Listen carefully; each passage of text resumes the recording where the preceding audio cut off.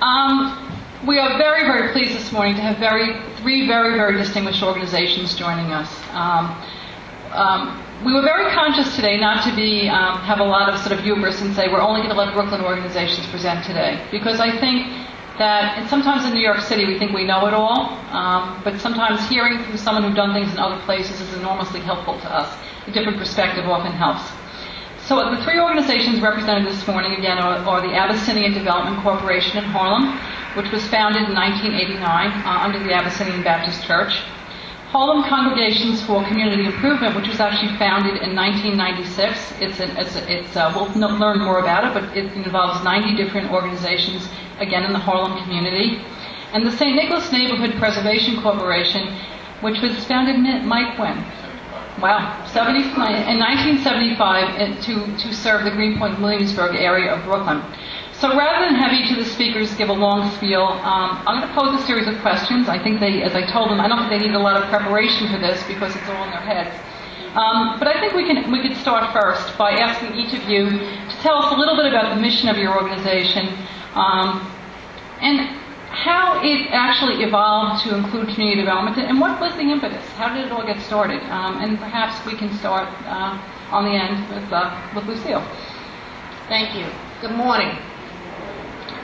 Harlem Congregations for Community Improvement started in 1986 when the Harlem community was in a state of devastation and blight and high crime. 16 ministers came together to discuss the issues of the blight in the community and how they could address it. It was an issue that was impacting their congregations that were at that point reluctant to park their car on the street outside on a Sunday morning during service. It also came from a long-standing commitment that historically the black church has been one of the institutions that addressed so many of the problems that low-income families face, families moving into the city that were unfamiliar with the urban environment, etc.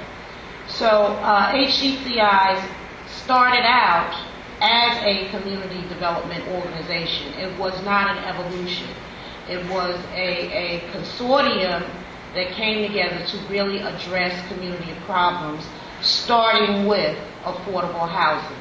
So the first slogan of HCCI was affordable housing for all. Our focus was a 40 square block area in the most devastated section of Harlem, from 140th Street to 155th Street, Adam Clayton Powell Jr. Boulevard, over to the parks that were a natural barrier in Community Board 10, and that barrier was the separation to Community Board 9.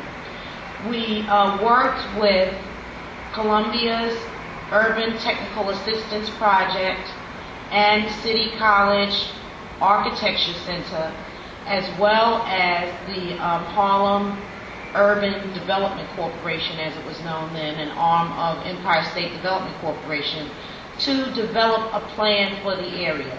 It was a comprehensive plan that included all of the vacant land and vacant buildings in that area, which it was sufficient to build up to 2,000 units of housing.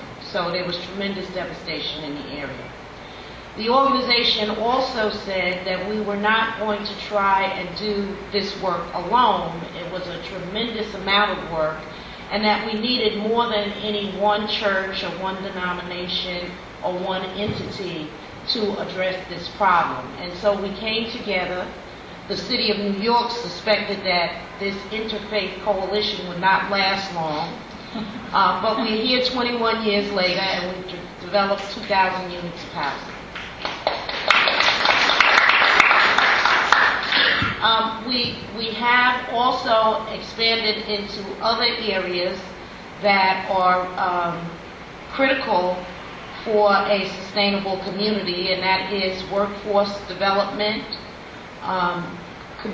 bridging the digital divide for young people, And we also run a construction trades academy linked directly to the housing that we build and to the $20 billion in development that's going on in New York City. Because today we recognize that getting our young men to work is equally as important as doing any sort of physical development.